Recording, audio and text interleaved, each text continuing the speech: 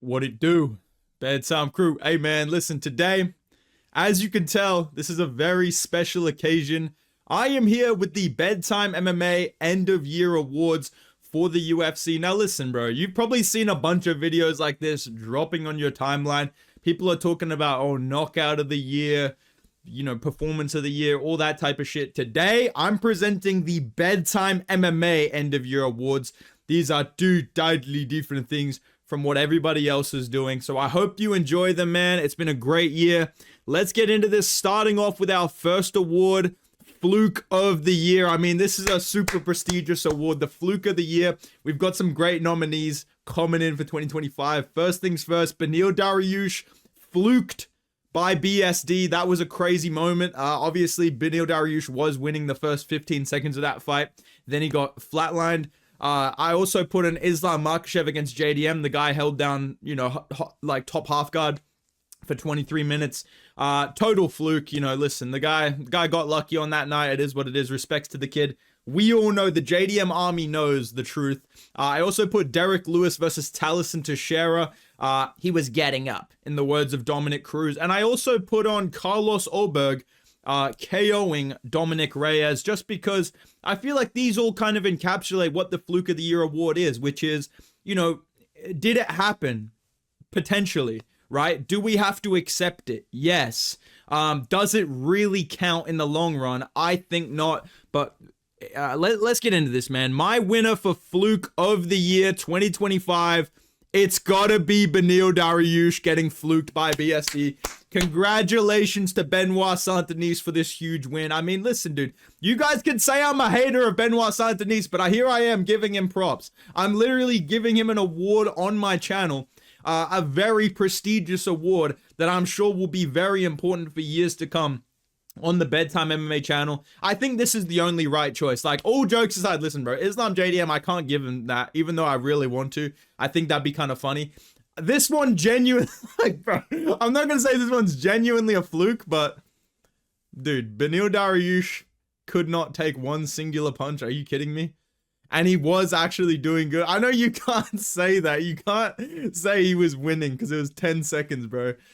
This frame is absolutely diabolical. But when I was thinking of these awards and I thought of Fluke of the Year, I did laugh to myself because I knew this fight was going to receive that honor. Congratulations to Benoit Saint-Denis and his team. Lucas over there in the gym. Big props to Benoit Saint-Denis. Let's move on to our next award here at the Bedtime MMA Awards. This one is a very important, honor. And this one's very specific to the channel, just like all of these. We're going to be presenting the Aussie Casual Award. The biggest Aussie casual moment of the year. And let's be real, bro. 2025 was a great year for us. We had a great year in 2025. The Aussie casuals were living it large, dude. We were all pulling up in suits. Yeah, 3 tickets to UFC 315, please, bro. We were having a great time, okay? The nominees, Volt getting the bloody belt back. He fucking went out there. He dealt with that bloody Lopez guy on the ground. He fucking popped the jab on him, moved around at range, bloody flicked the calf kicks. Beautiful performance, saved the country, brought the belt back home where it belonged after getting hit with the Fluke of the Year last year by Ilia Topuria. I also have Quillen Salkild knocking out Nasrat Haqparast. This guy carried UFC 321 so hard.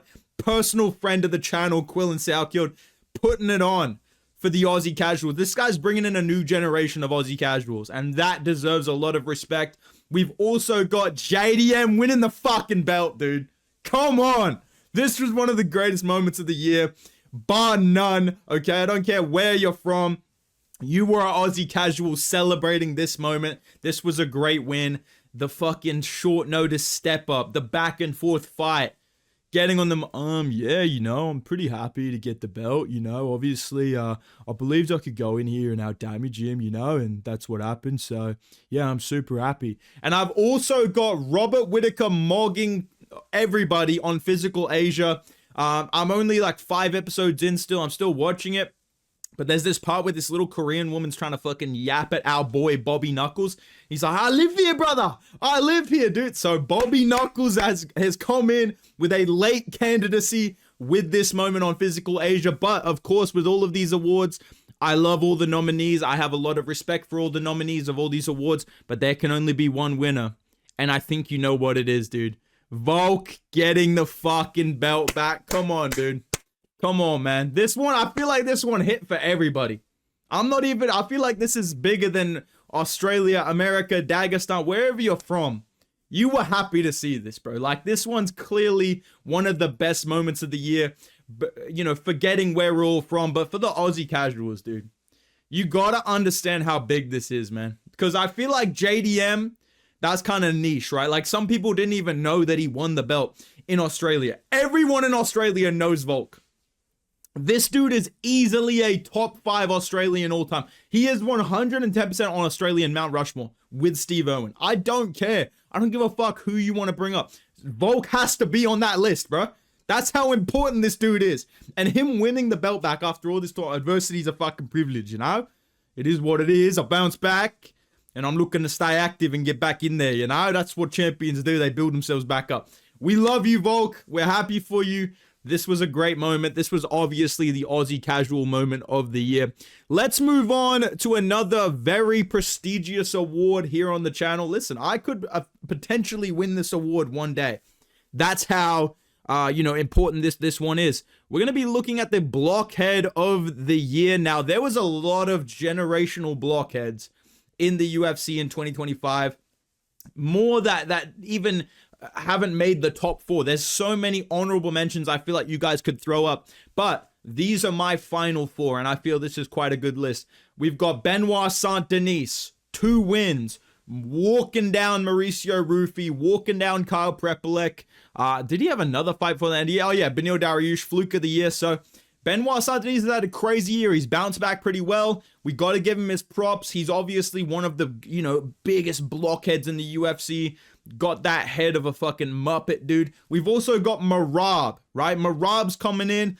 3 wins, only 1 loss to Piotr Jan. But before that, this guy was just emoting on everybody, coming in with that blockhead mentality. This guy changed the game. This guy changed the meta of the UFC. I was making videos talking about the intangibles of being a blockhead, having that emo, like, blockhead mentality like Marauder, just tanking shots, walking people down. I also want to throw in Brendan Allen. I think he is a very underrated blockhead. One of the goofiest fighters in the UFC. He beat Reinier Derrida. He beat Marvin Vettori. That's going to put you up really high in the blockhead goofball rankings. And I think Brendan Allen definitely deserves a shout out here. He's always coming in with that brick-shaped fucking head, tanking shots, walking people down, smirking like he knows something we don't while he fumbles an easy win. Shout out to Brendan Allen. And my final nominee is Diego Lopez. This guy's not human, bro. Like, this guy's chin is something else. If it came down to pure just like how is their head shaped, this guy's winning it. Him and Zhang Mingyang are fucking, MJ and Hakeem back in the day, dude. Like, that's the type of rivalry that they got going in terms of pure blockhead physiognomy or whatever the fuck. But there can only be one winner, and I think I've made a right choice here. I think Marauder was the blockhead of the year. I think Marauder was the MVP of 2025. If I was doing serious awards, I would say Marauder was obviously the fighter of the year, but this dude's the blockhead of the year. Look at the fucking shape of this guy. Look at his fucking head in this photo, dude. Okay, and I know, like I said, I got room to talk about this, man. Marauder tanking shots from Umar, tanking shots from O'Malley, tanking shots from Corey Sandhagen, tanking shots from Jan, walking them down, emoting them, jumping around at range, smiling, emoting, spamming takedowns. This guy is the quintessential blockhead. I think, like I said, he's changed the meta. He's changed the game. And I think for years to come, he will be the gold standard of what a blockhead is truly capable. Like, that is how much praise I have for Marauder in this category. Congratulations to Marauder. We actually did reach out to him for a post-fight speech. He's still going. He's still going. I reached out to him for a message via audio message. He's still going. He's still literally. Hey, and one more thing. I also want to I want to say thank you to my coaches, guys. I'm very happy, guys. And I'm so happy to win this award, guys. He's still going, but I'll let you guys know what he says in the next couple of videos whenever that gets finished. Shout out to Marauder for a great 2025. Now we move on to another bedtime kind of specific award. And this is one that maybe the hardest choice I've ever had to make. This is like choosing which of my kids I love the most type shit, dude. All right, we're going to be looking at the main character of the year on the Bedtime channel. Who carried the channel the hardest? Who was the quintessential Bedtime MMA main character? We got Joshua Van, my glorious little goat. 4 wins, getting the fucking belt, right? Cheesing it up. Just being my boy the entire year, never letting me down. We got Bobby Knuckles, the Aussie casual impression. Me getting to talk to his management, and we're working on the interview. We're working on big things. Bobby Knuckles, a fan of the channel, dude. JDM, fucking welterweight champion, main character of the channel. Everyone associates us two together. We won the welterweight title. We are one of the best Australian MMA fighters of all time. We did that, right? We will bounce back from the Islam loss. And of course, Leon Edwards deserves the honorable mention as well. He's in that top 4. I think Leon Edwards is so synonymous with the channel as one of like my main character rogues gallery type of guys. That's 9 awards in a row, bro. I truly believe I deserve to win the award, bro. I think I can collect it in February, March, bro. I truly believe I deserve the award. There's so many great options for this category. Like I said, this was a really hard one to choose, but I've made my decision, and I think you guys will agree with me on this.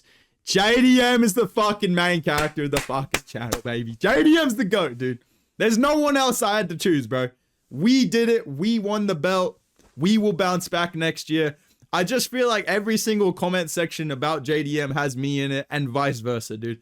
Every time I make a video, the top JDM can't win every award, bro. I guarantee you that's a comment right here on the video that someone's already typed out. Someone's already, as you're watching this, you'll scroll down, you'll see someone's in the top 5 comments will be like, yo, JDM cannot win every award, bro, with the crying emojis. I just feel like we're synonymous with each other.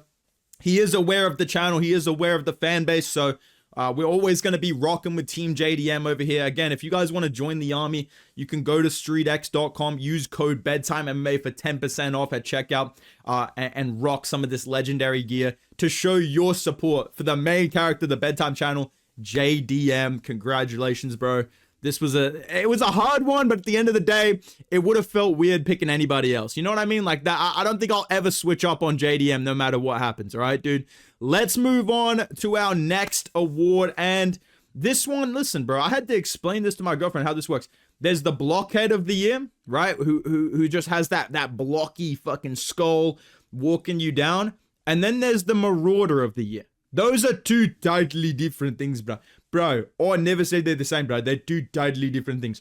A Blockhead is a way of being. A Marauder is a way of life. You can be a Marauder without being a Blockhead. Look at Eamon Zahabo. This guy's a P-head. Walking dudes down with his goofy little boxing set. He's a Marauder through and through. And my nominees, I feel like every single one of these guys marauded their way through the division in 2025. Walking people down, tanking big shots, right? Getting after them, getting aggressive, right? And they do get rocked. They do get tagged up a little bit. They're not pure blockheads, because you can be a technical blockhead, right? Alex Pereira is kind of a technical blockhead. Max Holloway, kind of a technical blockhead. There's levels to this shit. Marauder is a mentality. Blockhead is just, you are that or you aren't that. You can fight however you want. The Marauder of the year, we've got BSD. I mean, BSD literally does not know how to move his head, how to block a punch, how to do anything technical. He's just walking you down, spamming fucking punches and elbows. You gotta respect it. Raoni Barcelos, very underrated Marauder, but this kid is just spamming fucking takedowns, looking like a Clash of Clans fucking goblin, walking you down, not trying to strike at all. Eamon Zahabi, he's also Marauder. He starts to get tagged up. He fucking activates that goofy ass, like, almost like, you know when you spar with a beginner and they start doing this shit? That's Zahabi. Zahabi's doing that to top 10 level bantamweights. Just walking them down, fucking getting after him. Eamon Zahabi's a fucking Marauder. This kid's getting tanked by Jose Aldo and Chito Vera, walking them down, winning those late rounds, squeaking by decision, going to war. You got to give him his props. Whatever you think about him, Eamon Zahabi has marauded his way into the top 10 at bantamweight, and I got to give him some respect. And we also have Yuri Prohaska. Let's go for that. I bring lots of crazy storm to this fight. And It was necessary. Let's go for that. Yuri Prohaska. What else needs to be said? He's one of the GOATs of the Marauder category. Maybe all-time level Marauder here. And there's only one man I can pick for this award. Maybe a controversial opinion, but I think Yuri Prohaska was the Marauder of the year. I'm not letting BSD clean up every single award. I feel like Yuri... This is so cool to hit this emote. Just hit one of these. Yuri Prohaska was Marauder of the year, dude. He literally admitted to eating right hands to figure out Khalil Roundtree and finish him. That is what a Marauder fucking does, dude. There's levels to this shit. I don't think there's a thought going on in BSD's head, bro. He's more of a blockhead than he is a pure Marauder, even though he has the fighting style of one. Yuri Prohaska doesn't need to do this. He chooses to do this. He chooses this lifestyle. He is a Marauder in his heart and his soul, walking dudes down. I have to absorb the right hand. And once I do this, I feel the power and I'm ready to go. And sometimes I lose a bit of focus, but I bring the storm. And this was necessary. Let's go for that. I get the belt in 2026. Let's go for that. Yuri Prohaska, he's our boy. We love him. He's winning Marauder of the Year. Congratulations to Yuri. Someone send a smoke signal to his village and let him know that he's won this award. This is a very high honor, okay? Now we move on to not one of our, blank Fighter of the Year awards. This is the Colded Bad award, okay? And this award goes to the nastiest knockout of the year. This is kind of our version of KO of the year, but I think a better way to frame it is you got colded bad, right? We're not talking about you got caught, you got dominated, you got colded. That's the thing that I'm going to be saying a lot more on the channel. So make sure you guys tap in with the dialect or whatever the fuck the word is, all right? Here's our nominees. Obviously, Mauricio Rufy colding Bobby Green. That has to be on here. Bobby Green, lads. Nobody talks about it, lad. He was one of my best fucking wins, you know what I mean, lads?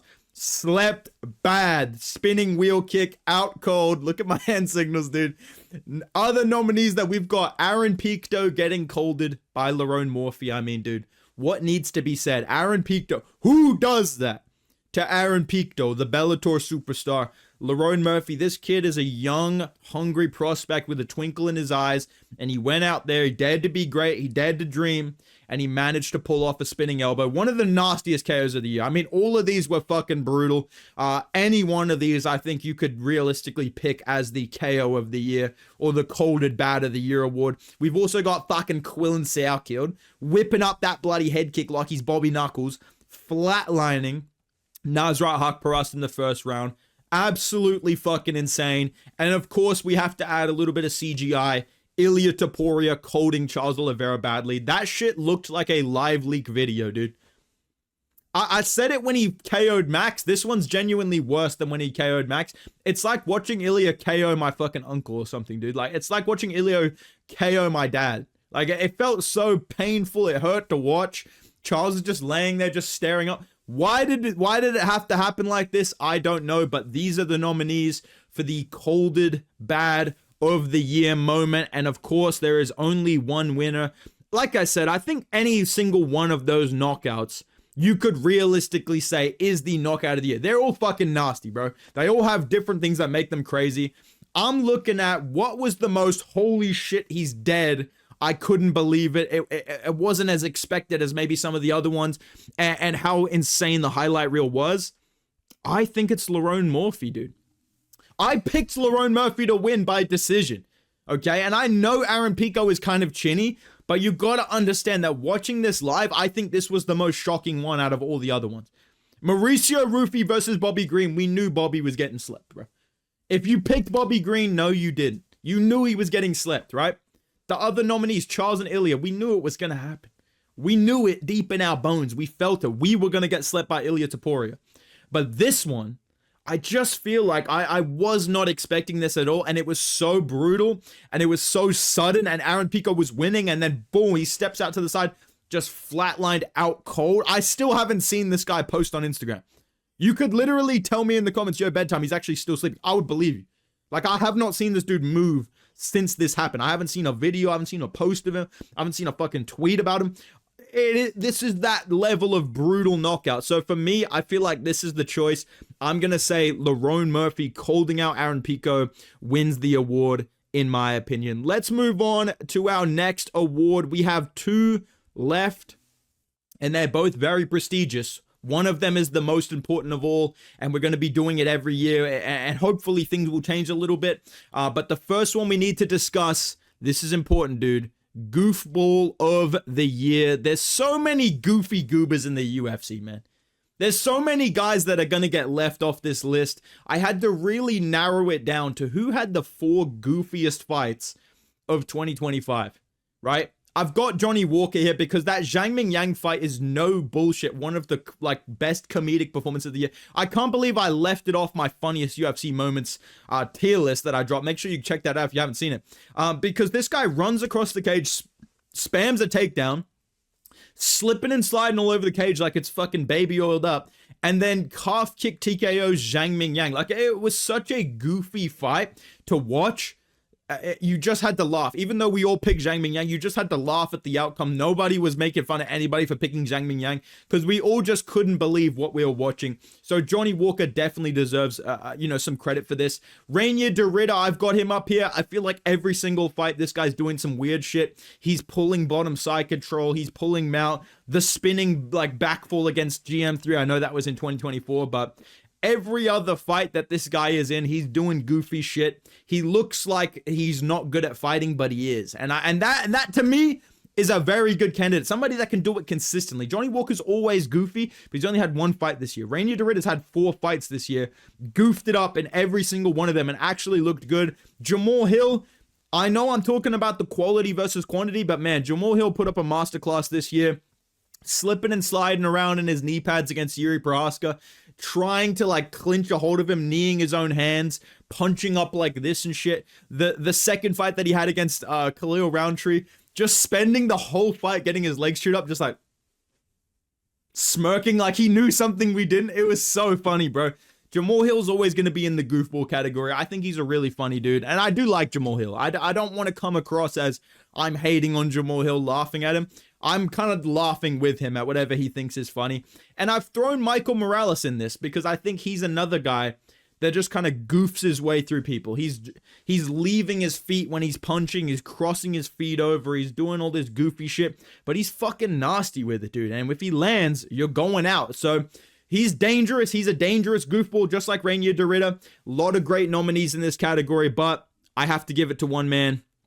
Rainier DeRitter. I mean, it's the consistency, dude. It's the memorable moments in such a short time. We've never seen a rookie of the year season like this from somebody putting up goof after gaff after giggle. You know what I mean? Like, this dude's been putting up so much tomfoolery, nonsense, silliness, gallivanting, whatever the fuck you want to say, dude. Constantly doing weird, goofy shit in his fights. Fighting so weirdly, just moving around funny.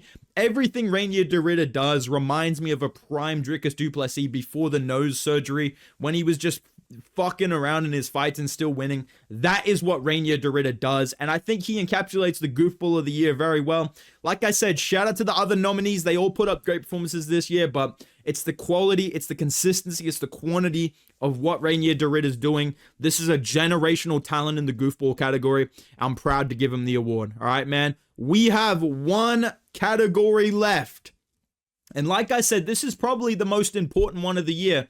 And it will change over time. This will change. This will have different winners, different nominees every year. But this one is super important. This is the channel champion, okay?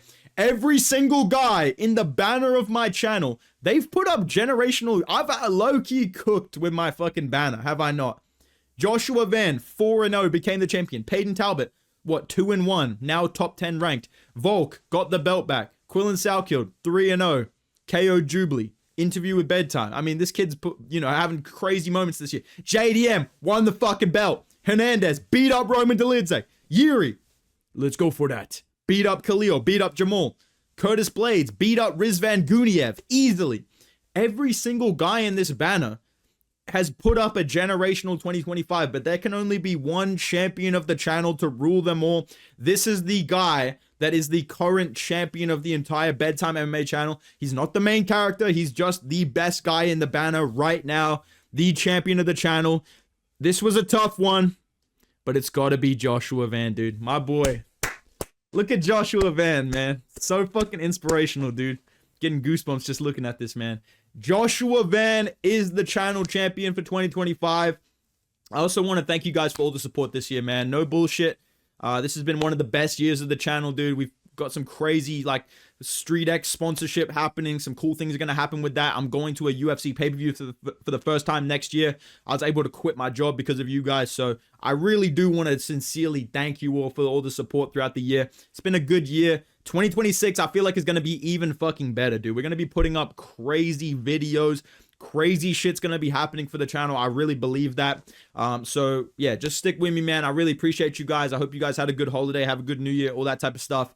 And I will see you guys in the next video, man. Let me know who you think is the winner of these awards in the comments down below. Let me know who I snubbed, if I missed anybody. And, yeah, man, appreciate you guys. Make sure you drop a like, subscribe, follow me on Instagram, Twitter, all that type of stuff. And I'll see you in the next video, man. Goodbye.